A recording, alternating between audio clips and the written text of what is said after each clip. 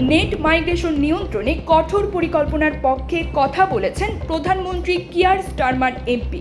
তার বক্তব্যের পর এমপি ও বিভিন্ন শিল্প খাতের ব্যবসায়ীরা তীব্র প্রতিক্রিয়া দেখান। এক ভাষণে কিয়ার স্টারমার বলেন, কঠোর অভিবাসন নীতি ছাড়া যুক্তরাজ্য অচেনা মানুষদের দ্বীপে পরিণত হতে পারে। সমালোচকরা স্টারমারের বক্তব্যকে ঘৃণা ভরে প্রত্যাখ্যান করেছেন। অনেকে প্রধানমন্ত্রীকে নোংরা মানসিকতার লোক বলে মন্তব্য করেছেন। স্টারমার এসব অভিযোগ প্রত্যাখ্যান করে গার্ডিয়ানকে বলেন, অভিবাসীরা যুক্তরাজ্যে বিশাল অবদান রাখে, আমি তা কখনোই অস্বীকার করব না। তবে তিনি বলেন, যারা আসবেন তাদের ভাষা শিখতে ও সমাজে মিশে যেতে হবে। মাছে ভাতে বাঙালি, আর সেই মাছ পেতে আসুন লন্ডন ফিশ নেটে।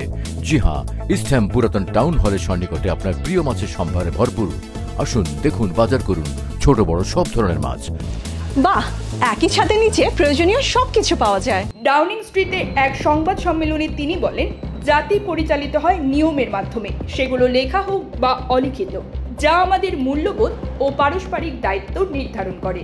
বৈচিত্র্যপূর্ণ এক জাতি হিসেবে আমরা একে অপরের থেকে বিচ্ছিন্ন হয়ে পড়ার ঝুঁকিতে আছি।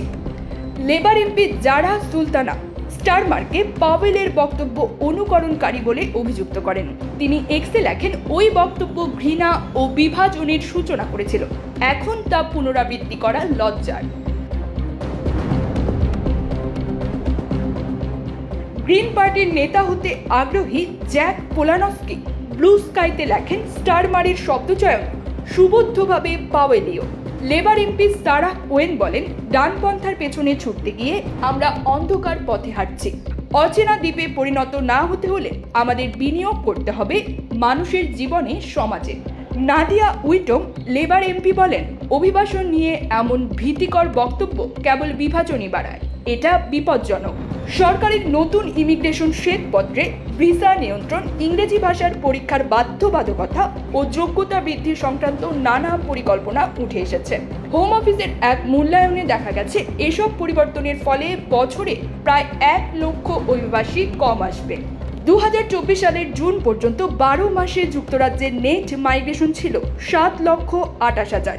পূর্ববর্তী কনজারভেটিভ সরকারের সময় তা 9 লাখ ছাড়িয়ে যায়। স্টারমার বলেন, বর্তমান ব্যবস্থা ব্যবসায়ীদের কম মজুরির বিদেশি কর্মী আনতে উৎসাহিত করছে, যা দেশের তরুণদের অবমূল্যায়ন করে। বিভিন্ন খাতে অবদান রাখা অভিবাসীরা, যেমন NHS, প্রকৌশল খাত, স্বেচ্ছাসেবীদের দ্রুত স্থায়ী বসবাসের সুযোগ দেওয়া হবে। যদিও নাগরিকত্ব পাওয়ার সময়সীমা 5 বছর থেকে বাড়িয়ে 10 বছর করার প্রস্তাব রয়েছে হোয়াইট পেপারে। স্টারমার তার নির্বাচনী ইশতেহারের কথা স্মরণ করিয়ে দিয়ে বলেন, আমরা যা প্রতিশ্রুতি দিয়েছিলাম তা পূরণ করতে এগিয়ে যাচ্ছি। অভিবাসন কমানো, দক্ষতা বাড়ানো, ব্রিটিশ শ্রমিকদের সুরক্ষা এবং মানুষদের আস্থা ফিরিয়ে আনা আমাদের দায়িত্ব। News desk, UK BD Times.